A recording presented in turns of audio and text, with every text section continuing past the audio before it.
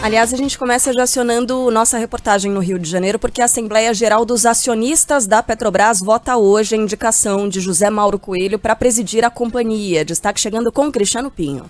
E o sistema de voto múltiplos deve ser adotado na votação para os membros do Conselho de Administração na Assembleia Geral Ordinária marcada para hoje, Carla, o que significa que os acionistas eles podem distribuir seus votos entre os indicados e não concentrá-los em apenas um. É a melhor chance que os acionistas minoritários têm para eleger 3 ao invés de apenas 2 membros, como aconteceu nos últimos anos, só que tradicionalmente o governo consegue emplacar toda a sua chapa de 8 indicados, além, claro, do 11º membro, que é um empregado que representa os funcionários da Petrobras. O Comitê de Pessoas, que é o responsável pela análise dos indicados, recomendou a aprovação de José Mauro Ferreira Coelho, tanto para o Conselho quanto também para a presidência da estatal, ele que é o indicado do governo federal. E na mesma reunião que aconteceu na segunda-feira, o comitê também aprovou o nome de Eduardo Carrer para o Conselho de Administração.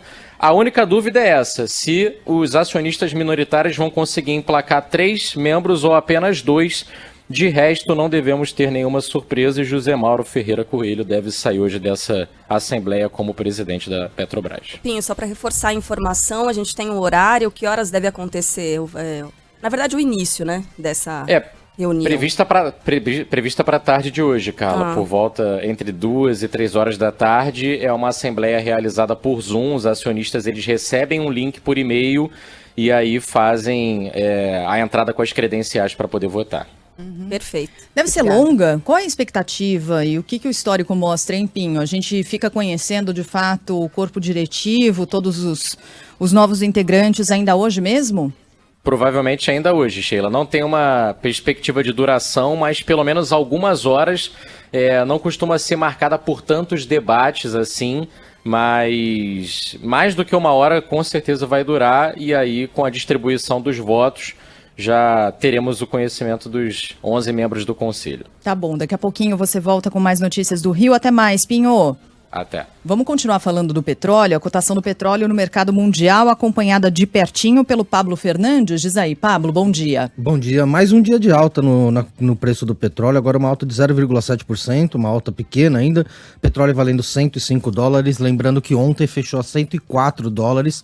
E na segunda-feira, quando teve uma baixa por causa do lockdown na China e a perspectiva de uma redução no consumo, tinha fechado em $98, então aí tem uma alta de 98 para $104, $105 em 3 dias, com alívio, essa alta das restrições na China, que provavelmente vão elevar o consumo. Dólar também é outro fator que impacta aí o preço do petróleo, o preço da gasolina, né, que a gente compra no Brasil. Caiu ontem, caiu 0,3%, vale agora R$ 4,67, então petróleo em alta e dólar em baixa, mas os dois são os fatores aí, os principais fatores para decidir se há ou não um aumento ou uma redução no preço da gasolina. 4,67, então, 4,67. Abaixo de 4,70. Continua a mesma coisa a gasolina, né? Aliás, anteontem parei num posto que eu não costumo abastecer porque ele é mais caro. Falei, vou por 50, vai. R$50. Tava no intervalo aqui. Aí o frentista falou, até amanhã, né? De brincadeira e tal. Cara, não é que hoje já voltou pra reserva, aquela reserva da reserva. Sim, um dia. Eu tô ali R$50 também. é um dia O de monitor gasolina. tá dizendo que eu tenho mais 15 quilômetros de felicidade. Nossa. Tô na Daqui a reserva pouquinho. também. Hoje mesmo Cara, vou ter que isso é encher o muito tanque. perigoso, né? Mostrar a autonomia do carro. O meu não mostra, só fala que tá na reserva. Aí você fica sempre sabe assim, que depois não que vou chega ao arriscar. zero, eu não recomendo lá. que... Ainda tem autonomia, não Por tem? isso é Ainda tem um perigoso. pouquinho. Eu também já fiz esse teste. Depois que chega ao zero, ainda tem um tiquinho. Que horror, não se E- faz isso, é. gente, não pode E tem fazer um isso. grande amigo meu, Estraga o carro. Roman Laurito, nosso colega, que ele pratica esse esporte... estraga o carro? Eu não sabia. Ele pratica esse esporte radical aí. Ele deixa chegar ao zero, Isso. propositalmente, roda uns 5 quilômetros, diz ele que é uma adrenalina maravilhosa. Ótimo. Pô, É que horrível, adrenalina não, espetacular, tá suando, cara? né? Pô, É espetacular, que vida boa essa, né? Você quase fica parado no meio de uma avenida na hora do rush. Mas enfim, dá pra andar um pouquinho, tá? Não façam isso em casa. Gente, Até porque pane seca da multa. dá. Pontuação na R$130, carteira. 4 pontos na carteira. Isso. Mas enfim, o esporte é radical por isso, né? Valeu, Pablo. Valeu. Bom, Valeu. a Agência Nacional de Energia Elétrica propõe reajustar em até 57% as taxas extras cobradas nas contas de luz. O aumento valeria para as bandeiras amarela e vermelha 1, adotadas para cobrir os custos com o uso das usinas termoelétricas. A ANEEL afirma, no entanto, que a medida não teria impacto em 2022, uma vez que a bandeira verde, sem cobrança adicional, deve vigorar pelo menos até dezembro. Agora, não se surpreenda se você levar um susto na próxima vez em que essas duas bandeiras forem acionadas. No caso da bandeira amarela, por exemplo, a taxa extra passaria de R$ 18,74 por megawatt-hora para R$ 29,27. A cobrança adicional da bandeira vermelha 1 subiria de R$ 39,71 para incríveis R$ 62,37. Tá certo isso, gente? É isso mesmo. Caramba, Números quase são esses. 60%. É impressionante. Em média, o impacto total nas contas, né? Porque a bandeira não é a totalidade da conta, nas contas de luz ficaria entre 5% e 10%. Bom, em carta, companhias brasileiras vão pedir hoje ao ministro da Economia, Paulo Guedes, que trate com seriedade a operação padrão adotada por servidores da Receita Federal, realizada desde o fim do ano passado para reivindicar a recomposição do orçamento e o pagamento de bônus. A medida vem travando o embarque e desembarque de mercadorias nos portos e aeroportos. Em alguns casos, as cargas estão paradas há quase 3 meses. E isso deve trazer impactos, mais uma vez, aos bolsos dos consumidores. Segundo o Instituto Brasileiro de Comércio Internacional, o tempo médio para a liberação das mercadorias passou de 5 para 20 dias. O documento a ser entregue a Paulo Guedes reúne multinacionais como Nestlé e Unilever e alerta para um possível efeito dominó na economia. Os itens parados vão desde o trigo até o sabão em pó. A polícia de Nova York divulga imagens do homem procurado pelo ataque no metrô do Brooklyn, que deixou 29 feridos. Frank James, de 62 anos, continua foragido. Os investigadores chegaram até ele depois de encontrar um cartão de crédito que foi... Chegaram até o nome dele, né? Depois de encontrar um cartão de crédito que foi usado para alugar uma van que estaria ligada a esse ataque. O homem, e na nossa live a gente está exibindo as imagens que foram divulgadas pela polícia, é um homem negro que usava uma máscara de gás e vestia um colete de construção. Segundo o chefe dos detetives da polícia de Nova York, James Essig, o atirador disparou 33 vezes. Recovered at that scene. Foi recuperado no local uma pistola Glock, 3 carregadores, 33 cartuchos descarregados, granadas de fumaça, um machado e gasolina. Gasoline. Entre os feridos, 10 foram baleados, 7 homens e 3 mulheres. Nenhuma das vítimas corre o risco de morrer. A comissária da polícia da cidade de Nova York, Katchen Sewell, destacou que ainda não se sabe a motivação desse ataque. Clearly, this individual boarded the train. Claramente, este indivíduo embarcou no trem com intenções violentas. Sabemos que este incidente é de grande preocupação para os nova-iorquinos. Usaremos todos os recursos que pudermos para levar à justiça aqueles que continuam a atacar os cidadãos de Nova York. Prey on the citizens of New York. O prefeito de Nova York, Eric Adams, elogiou o trabalho dos socorristas e a cooperação dos passageiros e cobrou mudanças nas leis sobre armas do país. They control no armies or military forces. Eles não controlam exércitos ou forças militares, mas esses indivíduos aterrorizaram nossa nação. Acabar com a violência armada significa mudar as leis para a compra de armas. Means changing gun laws. O ataque não está sendo investigado como terrorismo, mas os agentes ainda não descartam nenhuma possibilidade. Uma recompensa de $50 mil foi oferecida para quem der qualquer informação que possa levar à prisão de Frank James. O presidente Volodymyr Zelensky propõe trocar um magnata russo preso na Ucrânia por civis capturados. Nessa terça-feira, Vladimir Putin anunciou que a guerra continua e Joe Biden chamou o líder russo de genocida. Destaque de Arthur Queiroz. O bilionário Viktor Medvedchuk, amigo de Vladimir Putin, que está preso na Ucrânia sob acusação de financiar milícias pró-Moscou, É a moeda de troca para as tropas russas libertarem civis que supostamente teriam sido capturados. A afirmação partiu do presidente Volodymyr Zelensky. Nesta terça-feira, Putin disse que não vai interromper as operações militares até que Moscou alcance todos os objetivos e que as sanções econômicas impostas por países ocidentais não vão abalar a estabilidade da Rússia. Voltamos novamente a uma situação sem saída. Também nesta terça-feira, Joe Biden chamou Putin de genocida ao falar com a imprensa. Foi a primeira vez que o presidente americano se referiu ao líder russo dessa forma. A declaração ocorreu quando Biden sustentou que os americanos não vão pagar a conta pelo aumento no preço dos combustíveis após os Estados Unidos proibirem a importação do petróleo da Rússia. De volta aqui ao Brasil, em depoimento à Controladoria Geral da União, o presidente do Fundo Nacional de Desenvolvimento da Educação relata insinuações por parte do pastor Arilton Moura, suspeito de pedir propina na liberação de verbas do MEC. Segundo Marcelo Lopes da Ponte, o religioso que intermediava a destinação de recursos para a construção de escolas não lhe ofereceu dinheiro, mas teria dito frases como "me ajuda que eu te ajudo". O primeiro contato teria ocorrido em fevereiro de 2021. O presidente do fundo afirmou que nunca deixou que as conversas prosperassem e que teria ouvido de parlamentares, prefeitos e assessores que o pastor, abre aspas, prometia aos municípios algum tipo de benefício em troca das visitas institucionais, fecha aspas. De acordo com Marcelo Lopes da Ponte, o caso foi levado ao então ministro da Educação, Milton Ribeiro, e também ao sucessor dele, Vitor Godoy, que na época ocupava a Secretaria Executiva do MEC.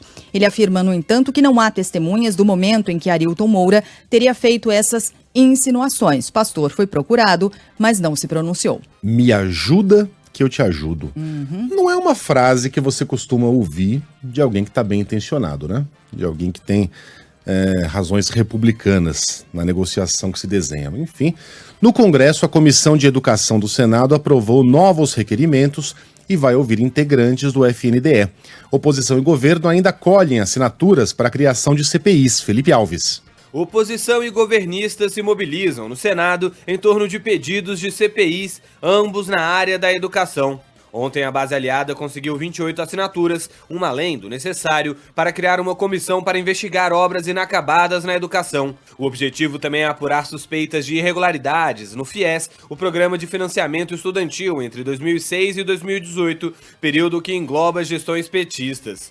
O pedido é visto como um contra-ataque do Planalto à tentativa da oposição de criar uma CPI sobre as recentes suspeitas envolvendo o MEC. Esse requerimento ainda não conta, no entanto, com o apoio necessário. São 25 assinaturas, até agora, 2 a menos do que o mínimo. Ontem, a Comissão de Educação do Senado aprovou o requerimento convidando 8 pessoas. Eles estariam envolvidos no suposto esquema de pagamento de propina para a liberação de verbas do Fundo Nacional de Desenvolvimento da Educação. Entre os convidados está Garigan Amarante, diretor de ações educacionais do FNDE, indicado por Valdemar Costa Neto, presidente do PL. Em outra frente, a Procuradoria-Geral da República recebe um pedido para investigar as licitações realizadas pela Codevasf, a Companhia de Desenvolvimento do Vale do São Francisco. O objetivo é apurar os pregões que tiveram como vencedora a empresa Engefort, que fechou mais de 50 contratos com o governo e teria usado uma empresa de fachada em concorrência para obras de pavimentação.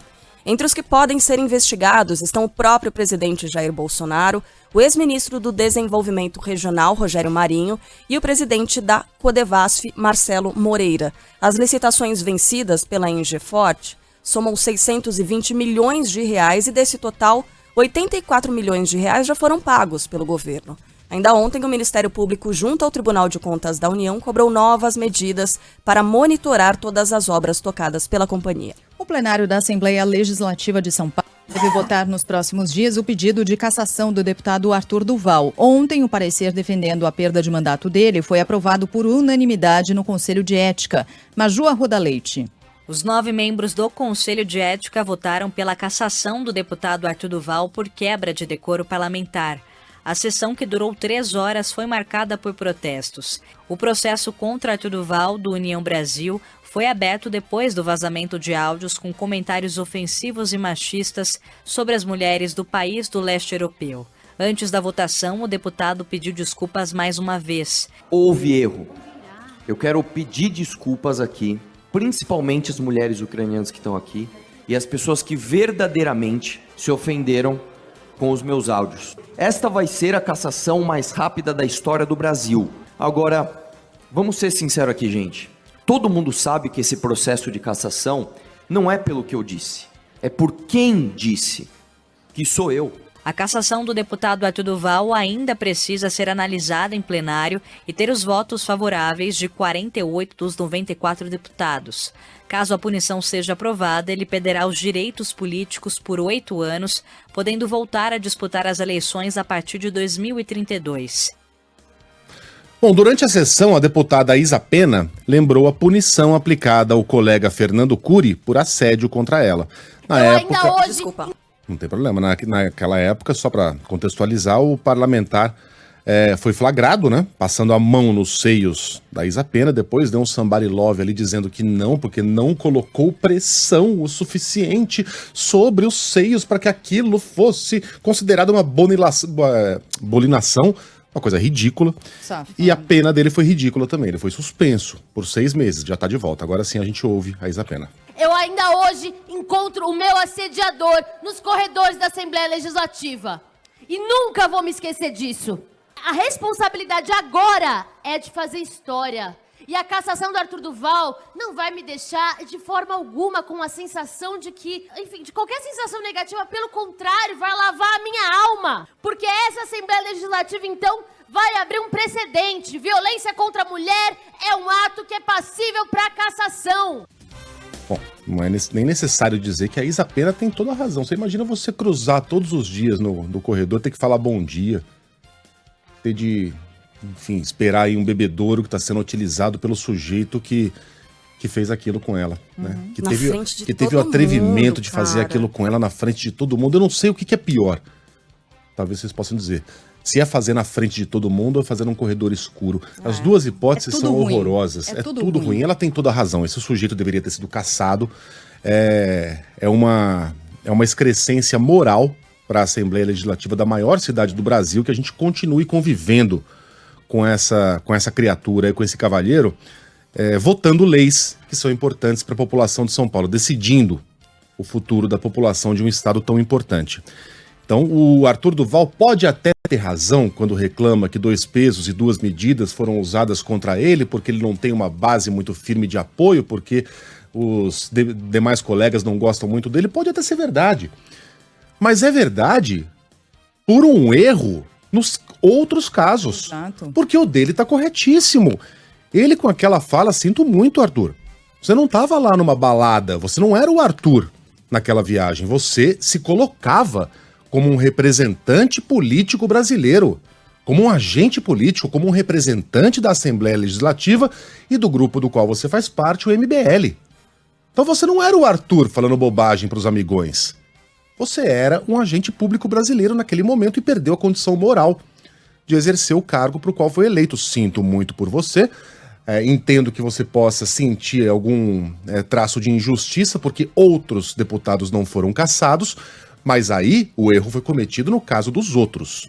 No seu, seria mais digno se você não esperneasse tanto, não colocasse aquele monte de gente de sapatênis ontem para protestar, para gritar, para invadir, para fazer balbúrdia, aquela mesma que você tanto criticava nos seus vídeos que o levaram a ser eleito deputado estadual, e simplesmente aceitasse as suas responsabilidades como homem. Aliás, fica parecendo o seguinte, que o apego ao cargo é muito maior, muito mais forte no caso dele do que a vergonha, né? A vergonha pelo vexame, né? O constrangimento. O apego ao cargo parece ser maior mesmo, porque está se debatendo tanto, né, em relação a isso. Parece que só quer o bônus, não quer o ônus, é o que você falou. Não, vem cá, é um deputado. Tem ônus também, tem responsabilidades, né? Não é só bônus, não é só vida de deputado que vai folgar antes do feriado, que tem lá os seus benefícios e penduricalhos, né? Auxílio não sei o quê, mas não, tem responsabilidades, precisa responder a isso com hombridade, com dignidade, no mínimo, já que não foi digno naquele episódio. Agora, né? Pois é. Que pelo menos, desculpa, vai lá. Não, então, a punição nesse caso, ela parece estar muito mais ligada à falta de apoio político do que necessariamente ao que foi feito, né? O que ele foi flagrado fazendo. O que é triste, né? Triste demais, né? E também ao comparar com o que aconteceu com o Fernando Cury, isso é escancarado. E o que fica escancarado também é a falta de conhecimento e a falta de como lidar com esse tipo de questão. Tem aqui o relator desse caso, ao descrever o que aconteceu e ao descrever ali as denúncias que levariam à cassação, usou esses termos aqui. Vamos ver se a gente consegue entender. Teria divulgado pela mídia conjunto de áudios do teor sexista e misógino, logo logo a seguir outras 19 Esse é o relator, ele não o chegou delegado lá. doutor Olim. Não, ele não sabe falar misógino. Ele chegou nunca a lançar ouviu misojóia. Misogino. Não, é misógino. Ele não conhece a palavra, imagine o conceito. E ele é o relator desse caso. De novo, misoginia. Carlinha. Vamos lá. Teria divulgado pela mídia conjunto de áudios do teor sexista e misógino, logo logo a seguir outras 19 Pois é, para quem não tem intimidade com o termo, infelizmente a gente tem tido, misoginia é uma palavra que tem por definição o ódio às mulheres.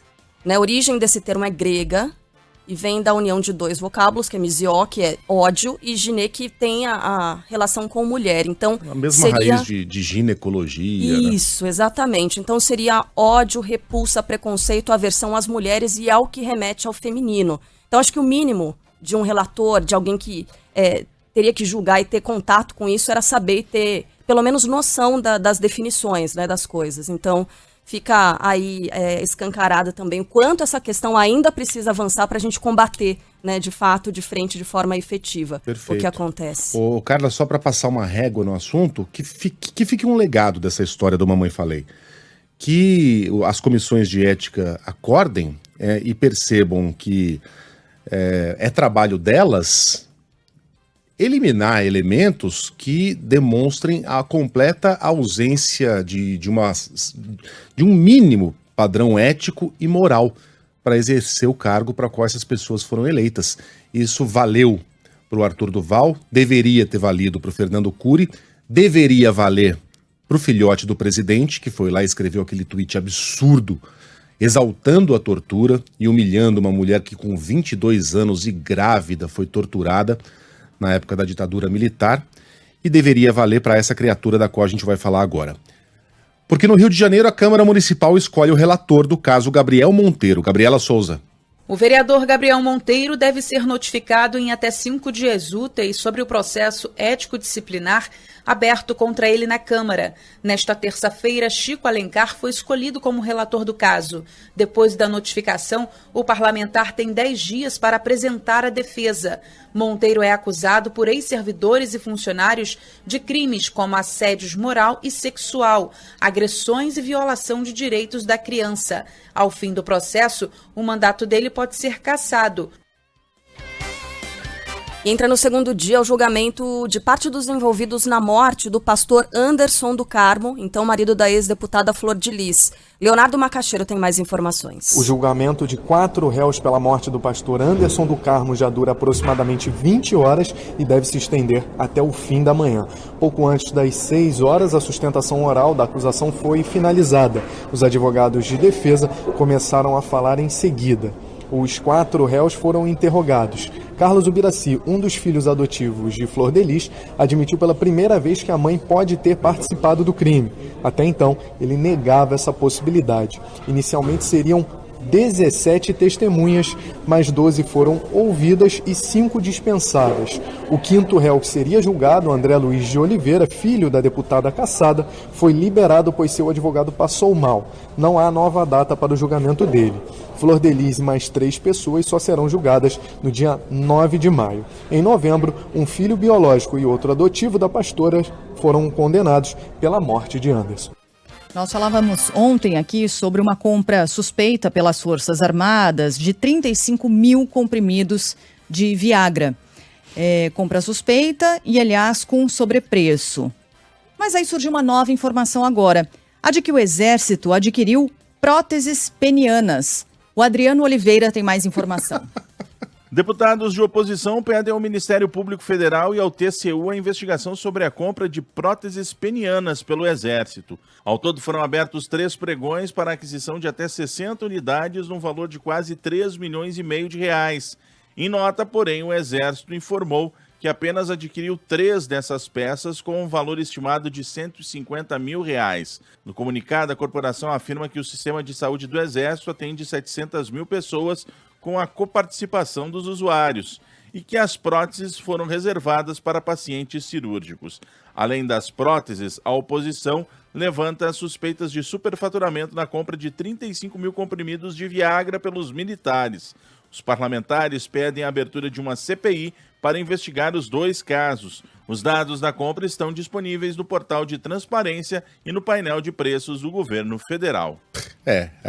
O Exército diz que adquiriu somente 3 próteses, mas está se referindo a um pregão de 2021. A nota não fala sobre as compras que foram feitas em 2020. E estão lá, discriminadas as 60 próteses penianas, os preços de cada uma delas. Há uma parte da explicação aqui do Exército que na verdade faz sentido, que é o finzinho da nota, no qual se lê: é atribuição do sistema de saúde do Exército atender a pacientes do sexo masculino vítimas de diversos tipos de enfermidades que possam requerer a cirurgia para a implantação da prótese citada. Então é verdade, os caras têm um fundo, né, que serve exatamente para isso, é um sistema de saúde exclusivamente para militares e, eventualmente, o sujeito pode ter tido uma doença que acarretou em impotência. Pronto, tá aí a justificativa para a existência da prótese. Agora, via o orçamento do Ministério da Defesa, tá? Só pra... É muito curioso que em 2018 um pregão tenha adquirido também próteses, ou seja, não é um negócio inédito, mas naquela época foram 10. Por que em 2020, 2 anos depois, aumentou tanto a incidência de impotência entre os nossos militares? Por que foram necessárias 60? E por fim, se me permitem um xiste, são próteses que variam de tamanho, né? As maiores têm 25 centímetros e as menores 10. Baseado no discurso de alguns dos militares mais conhecidos, eu desconfio que alguns deles tenham utilizado aquela menorzinha. Posso só acrescentar uma informação aqui, ainda a respeito do Viagra comprado, né? Até porque nesse caso, claro que a gente ainda vai ter de esperar a investigação, apurações em torno disso, se vai ter CPI, se não vai ter, enfim, ver todos os documentos a serem apresentados ainda pelas Forças Armadas, mas algo ficou muito claro, pelo menos na compra dos 35 mil comprimidos de Viagra, o que já se sabe que a justificativa seria para hipertensão arterial pulmonar, um remédio que é indicado para a doença, sim, né? A substância ali do Viagra ser de fato utilizada também para o diagnóstico, mas as dosagens das unidades encomendadas pelas Forças Armadas é orientada apenas para disfunção erétil. Então, não seriam esses comprimidos a serem adquiridos se a justificativa for mesmo a de utilização para hipertensão arterial pulmonar. Só para colocar Isso os números precisa ser aqui, verificado. Para hipertensão arterial pulmonar, a bula do remédio indica 20 miligramas. Só que a dosagem que foi pedida pelas Forças Armadas, de 25 miligramas a 50, são destinadas única e exclusivamente para o tratamento de disfunção erétil. Bom, já a gente vai falar sobre outros temas, vai falar sobre Covid, vai falar sobre as eleições, né? Corrida pelo Palácio do Planalto, mas agora chegou a hora de falar de chocolate. Páscoa tá se aproximando. Gente! O que aconteceu? Palmeiras passeia, vou ler aqui a manchete como tá escrita pelo Pablo Fernandes, passeia e faz história diante do Petroleiro pela Libertadores. Menos, vai, Pablo. Caramba! Faz história Megali, diante do Petroleiro? 8-1. 8-1, na Libertadores. Da última vez. Meu Deus. 8-1? 8-1. Toda hora tem um 8-1, gente, para. Fala aí, Aline Fanelli. Mais 7 partidas vão ser realizadas hoje pela segunda rodada da fase de grupos da Libertadores. 4 clubes brasileiros entrarão em campo com direito a clássico local. Às 9 da noite, Atlético Mineiro e América Mineiro jogarão no Mineirão. No mesmo horário, Fortaleza visitará o River Plate na Argentina e o Corinthians será mandante contra o Deportivo Cali. Ontem o Palmeiras passou o trator para cima do Independiente Petroleiro com uma goleada por 8-1, a maior do time na competição. O Flamengo superou o Tajeres por 3-1 no Maracanã, placar também do triunfo do Cerro Porteño no Colón. Entre os outros resultados, Boca Juniors fez 2-0 no Always Ready, a Universidade Católica venceu o Sporting Cristal por 2-1, mesmo placar do triunfo do Peñarol para cima do Olímpia. Para, né, gente? Não, por favor. Bayern de Munique vence o Barcelona por 8-2. Aí sim, faz história. Mas é o Palmeiras. Alemanha, não é o Bayern de Munique, Alemanha ganha do Brasil no Mineirão na semifinal da Copa do Mundo. Faz história. Palmeiras faz 8-1 no Petroleiro. Ah, calma lá. Peraí. Não. Eu só acho que a manchete é exagerada. Faz história de ganhar de 8-1 do Petroleiro? Menos, né, gente? O senhor persegue a torcida palmeirense. Lógico que eu persigo. Bom, já que a gente ouviu Fortaleza, aí vamos dar parabéns pra Fortaleza. Isso, aniversário. Cidade faz 296 anos hoje. Parabéns a todos os ouvintes ligados aqui na programação da Band News FM na capital do Ceará. Nosso beijo, nosso cheiro. Falando em chororô. Futebol, com Milton Neves. Oferecimento Sicredi. Conheça a primeira instituição financeira cooperativa do Brasil. Sicredi. Gente que coopera, cresce. Casa do Construtor. Aluguel de equipamentos. Ligue 0800 200 0217. E Safra. Empréstimo com garantia do Saque Aniversário FGTS é na Safra Financeira.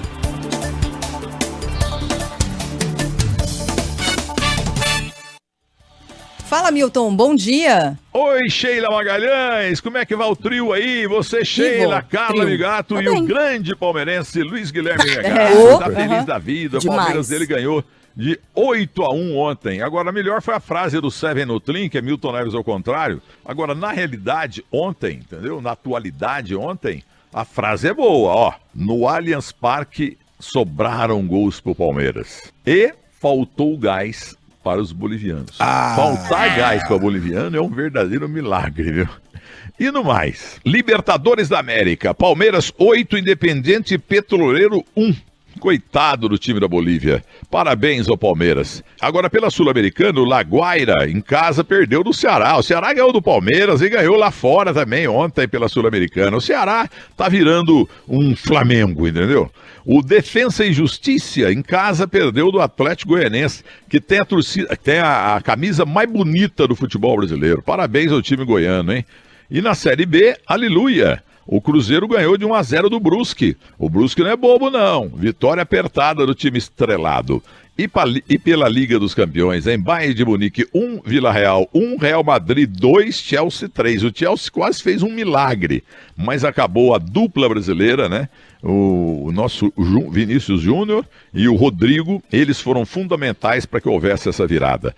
E pela Libertadores da América, hoje River Plate 2, Fortaleza 0, Atlético Mineiro 2, América Mineiro 0, Corinthians 2, Deportivo de Cali 0. Na Sul-Americana, o Santos empata com a Universidade Católica em 1-1, o Júnior Barranquilla vai pegar o Fluminense e vai perder de 1-0, e o Racing da Argentina recebe o Cuiabá e vai ganhar por 3-0. E na Liga dos Campeões, o Liverpool hoje pega o Benfica e o Atlético de Madrid pega o Manchester City. Os dois jogos vão terminar 1-1. Um grande abraço e grande quarta-feira. Eu tava brigando com o Pablo aqui, nem dei parabéns pra Fortaleza, Carlinha. Eu não queria deixar de dar parabéns à Fortaleza, porque a cidade me recebeu tão bem nas últimas férias. E como tá bonita a Praia de Iracema, como tá lindo o mercado de peixes, como tá maravilhoso, como sempre, o povo cearense. Obrigado, Fortaleza. Parabéns, Fortaleza. E voltando à vaca fria, maiores goleadas de times brasileiros na Libertadores, Carla Bigato. Cruzeiro 7-0 no Universidade de Chile em 2018. 7. Cruzeiro 7-0 no Real Potosí em 2010. 7. Santos 7-0 no San José em 2008. 7. Palmeiras 7-0 no El Nacional em 95. Essa, 8-1 no Independente Petroleiro. Santos 8-0 no Bolívar em 2012.